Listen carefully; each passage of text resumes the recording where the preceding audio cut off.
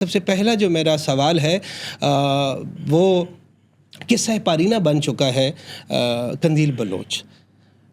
لوگ یہ جاننا چاہتے ہیں، آج بھی ایک کیوریوسٹی ہے ان کے ذہن میں کہ مفتی عبدالقوی صاحب کے ساتھ جو ہے وہ قندیل بلوچ کا ریلیشن کیسے بنا، یہ ریلیشن کس حد تک تھا، اور پھر وہ اس دنیا فانی سے کوچ کر گئی، یعنی اس کو ٹھکانے لگا دیا گیا. اس میں آپ کی انوالومنٹ کس حد تک تھی؟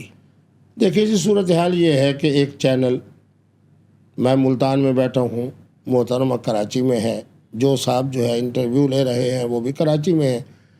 تو مجھے یہ کہا گیا کہ یہ ایک مزاحیہ پروگرام ہے، تو مفتی صاحب آپ کے اندر یہ خوبی ہے کہ آپ مزاح کا رنگ بھی پیدا کر لیتے ہیں، فقاہت کا رنگ بھی پیدا کر لیتے ہیں، اسی طریقے پہ حکمت، دلائل اور دانائی کے حوالے سے کہ بھی آپ اچھی گفتگو کرتے ہیں.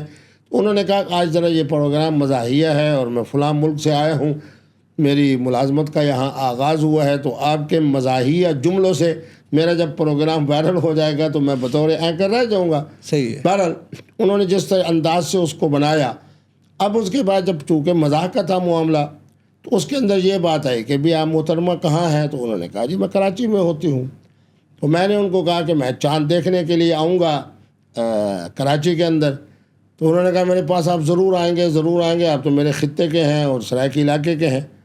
تو میں نے کہا کہ میں بالکل آؤں گا جب آپ، اور میں نے کہا پہلے یہ حلف دو کہ جب ہم اعلان کریں گے چاند کا کہ ماہ رمضان کا چاند ہو گیا ہے، تو کہنے لگے نہیں انشاءاللہ میں وعدہ کرتی ہوں کہ میں پورے 30 روزے رکھوں گی.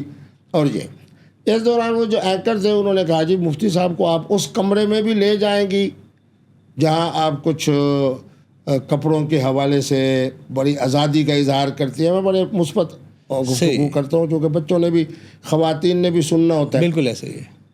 تو اس نے کہا ہاں. تو انہوں نے مجھے کہا آپ جائیں گے.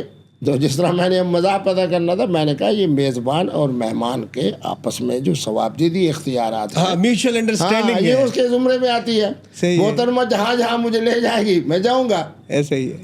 تو اس کے بعد جناب اپنا جب میں چاند دیکھنے کے لیے آنے لگا کراچی میں، تو محترمہ کا مجھے فون آیا کہ میں کراچی نہیں ہوں، میں باہر ہوں. ٹھیک ہے. ہم نے 3-4 دن پروگرام کیا. وہ مرحوم بھی فوت ہو گئے، ڈاکٹر عامر لیاقت صاحب والا پروگرام. اس کے بعد دوبارہ انہوں نے مجھے بلایا کہ قوم آپ کو سننا چاہتی ہے، اور مجھے وہ مرحوم افطار ٹرانسمیشن میں بھی لیتے تھے، ساری ٹرانسمیشن میں بھی لیتے تھے. 1 سے 2 بجے کے درمیان ان کے کوئی مزاحیہ پروگرام ہوتے تھے، یا یوں کہیں کہ کرنٹ افیئر کے، اس میں بھی مجھے لیتے تھے.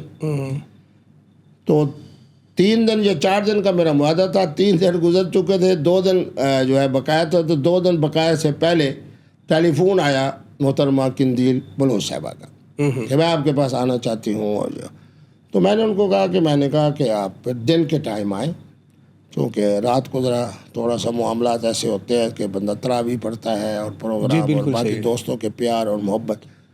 تو وہ مرحومہ آئیں. تو آتے ہی مجھے کہا کہ جی اوپر کمرے میں چلتے ہیں.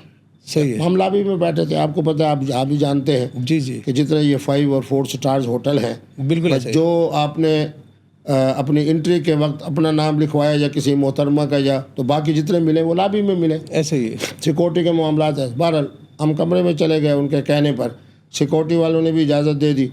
تو میرے ساتھ شاہ صاحب بھی تھے، فلاں صاحب بھی تھے، فلاں صاحب بھی تھے. پھر اس کے بعد جناب جب ہوا تو وہ بہت بڑا ایک ساتھ بیگ لے کر آئی. تو وہ بیگ تو میں نے ایک طرف رکھ دیا. گفتگو شروع ہو گئی. اب ان کی خواہش تھی کہ محترم عمران خان صاحب سے ملاقات کی جائے. صحیح ہے.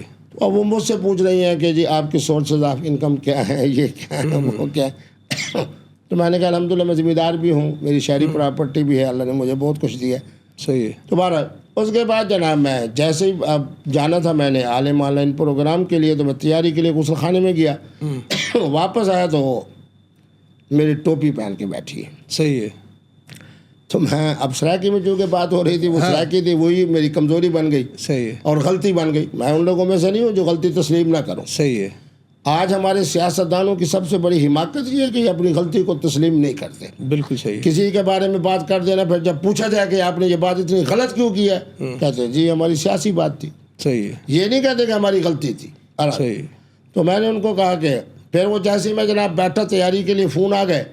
تو فون میں سن رہا تھا تو وہ صوفے پہ آ کے یوں آ کے بیٹھ گئی. صحیح. تو میرا خیال میں 1.25 منٹ یا 1.5 منٹ کے اندر انہوں نے یہاں بیٹھے ہوئے ویڈیو بنا لی, صحیح ہے. پھر شیشے کے سامنے چلے گئی, وہ پھر ایسے طریقے پہ کیمرے کو رکھا جیسے معلوم ہوا کہ میں اس طرح لیٹا ہوا ہوں اور میرے قریب تر ہیں.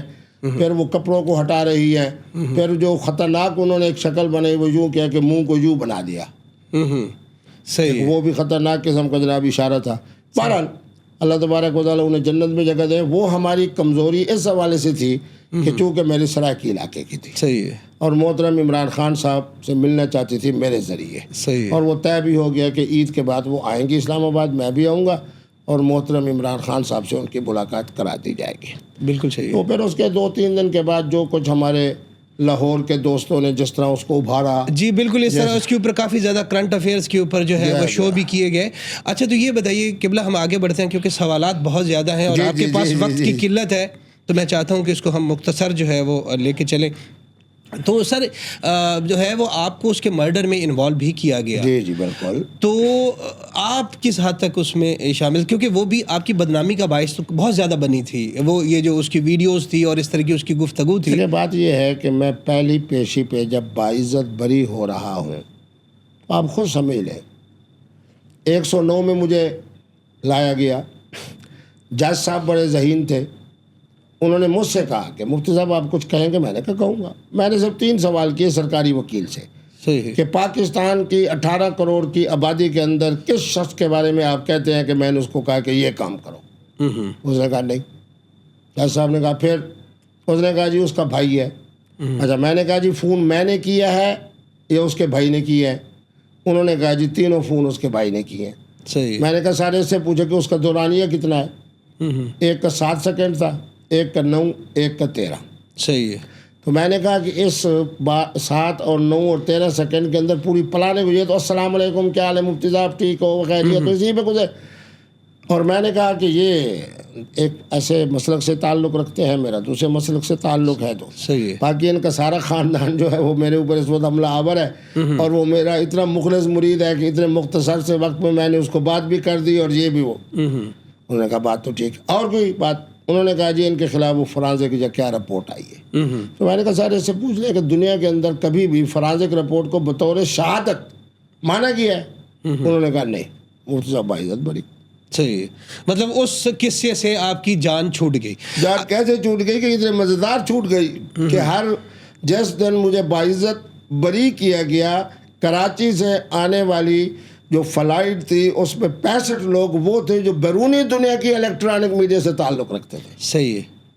اور بعد جب میں آیا باعزت بری ہو کے, مجھے پھر ڈی سی صاحب کے نمائندے کا آیا فون, تو نہ کہوں گا, نمائندہ آئے, اس نے میرے کان میں کہا کہ وہ کہہ رہے ہیں, اپنا ڈی سی صاحب کہہ رہے ہیں کہ 2.25 گھنٹے ہو گئے ہیں اور آپ اسی حویلی میں ہیں, تو اس لیے ذرا مختصر کریں اور باقی حضرات کو اپنے مدرسے اور مرکز کی طرف بلائیں.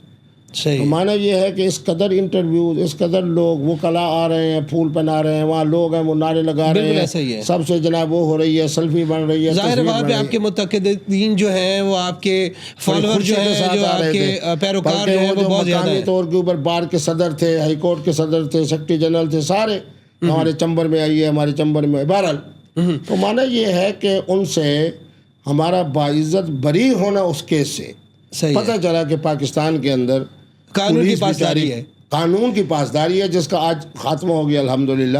باقی یہ ہے کہ وہ پولیس جو ہے وہ بیچاری مجھے کہتی تھی کہ ہم اس وزن کو نہیں اٹھا سکیں گے, اور اس کی وجہ سے بہرحال آپ کو ایک دفعہ جیل جانا ہوگا.